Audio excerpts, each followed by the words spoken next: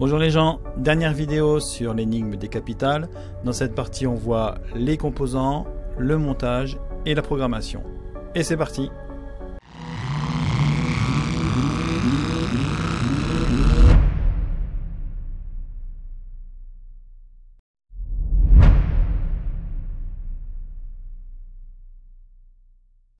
Au niveau des composants, on a besoin d'une carte Arduino Uno ou d'un équivalent, de capteurs ILS, d'un afficheur 4x7 segments, de fils électriques, d'une borne d'alimentation, ça c'est optionnel, et d'un capteur capacitif.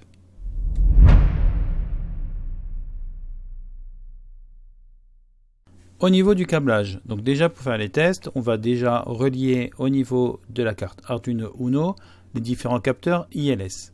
Donc on en a besoin de 12 au total, on peut en utiliser un peu plus. Attention, on est limité par le nombre d'entrées. On va commencer par relier ces capteurs donc aux broches 8 jusqu'à 13 et A0 jusqu'à A5. Et ensuite, ces 12 capteurs ILS sont reliés au GND. Un 13e capteur ILS va permettre d'être utilisé pour la partie administrateur et on va le relier à la broche 5 et lui aussi on le relie au GND. Ensuite notre capteur capacitif donc qui va permettre la validation des différentes combinaisons. On va le relier à la masse, donc le GND, c'est marqué sur le capteur, le plus 5 volts, le VCC et le signal. Donc le signal qui va arriver à la broche 4. Ensuite, l'afficheur 4x7 segments, donc 4 broches à relier, le GND et le VCC, donc le plus 5 volts.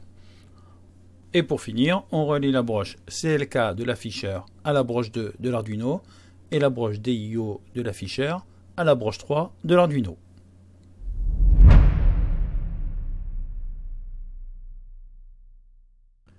Avant de commencer, il est nécessaire d'installer la librairie pour l'afficheur 4x7 segments.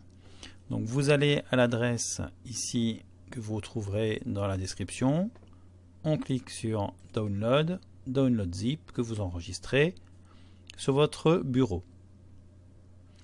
Ensuite, vous retournez dans l'Arduino, vous faites croquis, inclure une bibliothèque, ajouter la bibliothèque zip, vous retournez sur le bureau pour chercher le fichier que vous avez téléchargé et la librairie s'installe.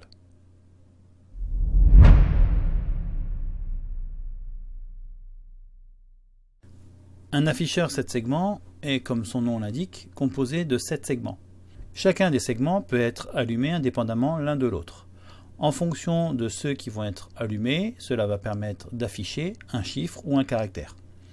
Chacun des segments est repéré par une lettre de A jusqu'à G.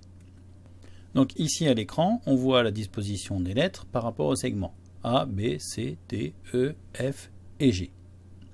Si je décide d'allumer le segment A, B, C, D et G, ça nous donne le chiffre 3. Si je n'affiche que le segment B et C, on aura le chiffre 1. Si on allume tous les segments, on aura le chiffre 8.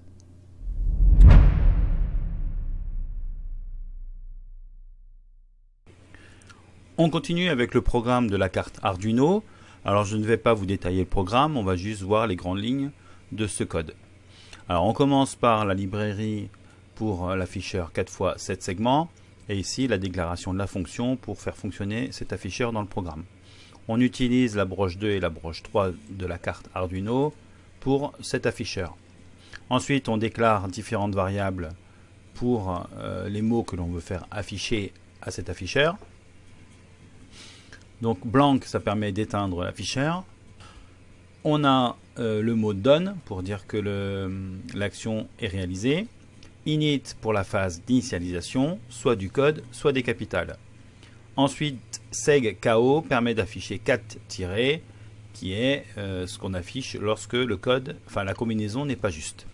La combinaison donc avec les aimants sur la carte. La déclaration ensuite de la broche 4 pour le capteur capacitif et la broche 5 pour le capteur ILS qui sert à passer en mode administrateur. La variable ncap, qui est le nombre de capital, permet d'indiquer au programme le nombre de capteurs ILS qui se trouvent au niveau de la carte, sous la carte. Dans le programme, au niveau de la variable tcap, donc les valeurs de ce tableau, la première valeur est repérée avec le chiffre 0, et donc ça va de 0 à 11 pour bien avoir les 12 éléments dont on a besoin. Donc les 6 premières sont les broches numériques de 8 jusqu'à 13 au niveau de la carte Arduino, et ensuite les broches analogiques de A0 à A5. Donc dans cet ordre-là, nous avons les 6 premières capitales et les 6 dernières. Au niveau de votre conception, si vous refaites ce système, évidemment, vous pouvez mettre les capitales là où vous le souhaitez. Ensuite, 2 variables pour le fonctionnement du capteur capacitif. Bon, je ne rentre pas dans le détail. La variable code permet de configurer une valeur par défaut. Si vous n'avez pas besoin de réinitialiser cette valeur pendant le jeu ou avant le jeu, vous pouvez directement mettre la valeur à utiliser ici. Alors le tableau tcorrect va permettre d'enregistrer les capitales, donc la combinaison des capitales pendant la phase d'initialisation de ces capitales. Donc si un aimant est placé sur une capitale, on aura le chiffre 0 pour ce capteur. Et s'il n'y a pas d'aimant, la valeur sera donc A1. Le sous-programme init-digit donc permet de configurer un chiffre du code. Donc, si on veut le chiffre 5, il suffira de mettre l'aimant sur rabat, puisque ça correspond ici à la broche 13.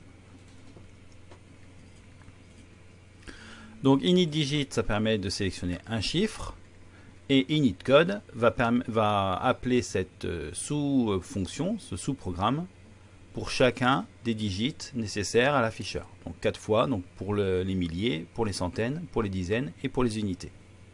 Ensuite, un calcul mathématique permet de convertir chacun de ces chiffres en code à 4 chiffres. Alors, la fonction init-capital va permettre d'indiquer au programme quelle est la bonne combinaison. En plaçant l'aimant ou pas sur une capitale, le programme va enregistrer l'ensemble des valeurs dans le tableau tcorrect lorsque je vais appuyer sur le bouton. Et ensuite, je vais afficher les combinaisons 4 par 4 pour indiquer ce qui a été détecté, et ça permet aussi de vérifier que les capteurs ILS fonctionnent. Donc si on a 1, ça veut dire qu'il n'y a pas d'aimant, s'il y a 0, il y a un aimant.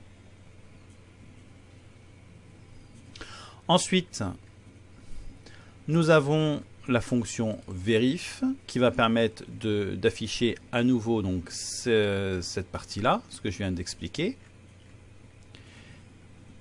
Et également, ça affiche le code qui a été validé. Ou le code par défaut si vous n'avez pas fait l'initiation du code, donc il affichera ce code-là, s'il n'a pas été modifié.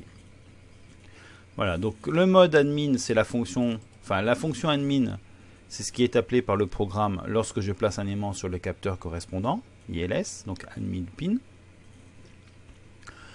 Et donc ensuite, lorsque je suis dans ce mode, je peux donc soit appeler la fonction init code si je place un aimant sur Londres, init capital pour un aimant sur Reykjavik, et si je place un aimant sur les deux, je lance la fonction de vérification. Donc je vois ce qui a été paramétré. Le setup permet d'initialiser les différents éléments, et enfin le loop donc, va permettre soit de passer en mode administrateur, soit de vérifier la combinaison et d'afficher le code si c'est bon. Si c'est pas bon, ça affiche.